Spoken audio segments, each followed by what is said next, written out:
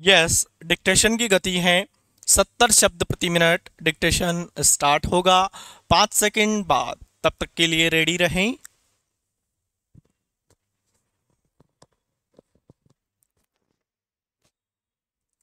Start. विद्वान अधिवक्ता अपीलार्थी विधि से संघर्षरत बालक ने दौराने बहस तर्क दिया कि विधि से संघर्षरत किशोर निर्दोष है एवं उसे गलत रूप से फंसाया गया है। विधि से संघर्षरत किशोर किसी प्रकार की कोई घटना में शामिल नहीं था, जिस कारण उक्त प्रकरण में अपीलार्थी से कोई बरामदगी नहीं हुई है तथा न ही बरामदगी किया जाना शेष है।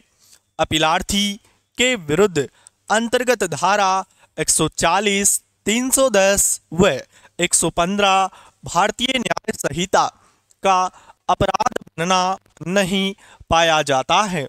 अपीलार्थी का पूर्व का कोई आपराधिक रिकॉर्ड किसी भी पुलिस थाना व न्यायालय के समक्ष लंबित नहीं है।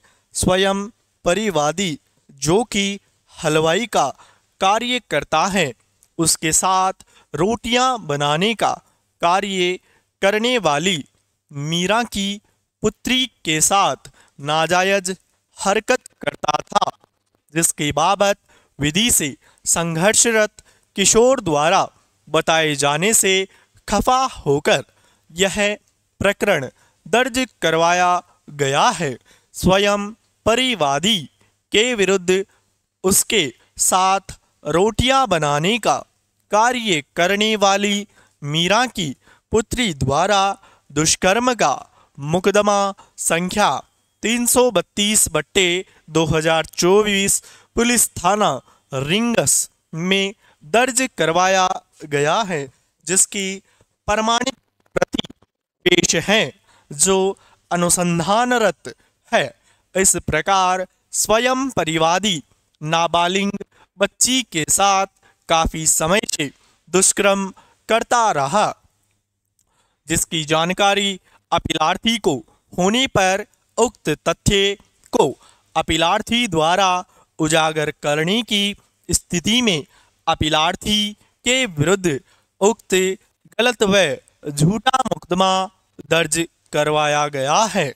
यदि विधि से संघर्षरत किशोर को किशोर गृह में निरुद्ध रखा तो किशोर गृह में रह रहे अन्य बाल अपराचारियों के संपर्क में आने की संभावना से इनकार नहीं किया जा सकता। अपीलार्थी अध्ययनरत छात्र हैं, जिसके निरुद्ध रहने पर उसके अध्ययन में बाधा आ रही है, जिससे उसका भविष्य अंधकारमय हो जाएगा। अपीलार्थी की प्राकृतिक संरक्षक माता अपीलार्थी को अपने पास रखकर सदाचारी बनाना चाहती है। अतः विधि से संघर्षरत बालक की अपील स्वीकार की जाकर उसे जमानत का लाभ दिया जाए। विद्वान विशिष्ट लोक अभियोजक का तर्क है कि विधि से संघर्षरत बालक के विरुद्ध आरोपित अपराध गंभीर प्रकृति का है। योग्य किशोर न्याय बोर्ड सीकर द्वारा पारित आदेश विधि सम्मत है, जिसमें किसी प्रकार की त्रुटि नहीं है। अतः अपराध की गंभीरता को देखते हुए विधि से संघर्षरत बालक की ओर से प्रस्तुत अपील खारिज की जाए। उभय पक्ष के तर्कों पर मनन किया, पत्रावली का अवलोकन किया। योग्य किशोर न्याय बोर्ड सीकर के अपीलाधीन आदेश का अवलोकन किया गया।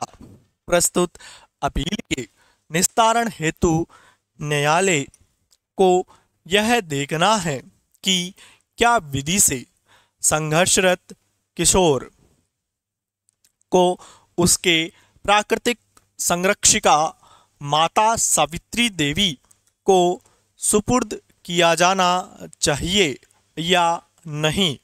उभय पक्ष के तर्कों वितर्कों पर मनन करने व पत्रावली का अवलोकन करने के उपरांत इस न्यायालय के विनम्र मत में विधि से संघर्षरत बालक के विरुद्ध धारा 140, 310, 127, 115 भारतीय न्याय संहिता का अपराध प्रमाणित मानकर उसे दिनांक 14/8/2024 को निरुद्ध किया गया है।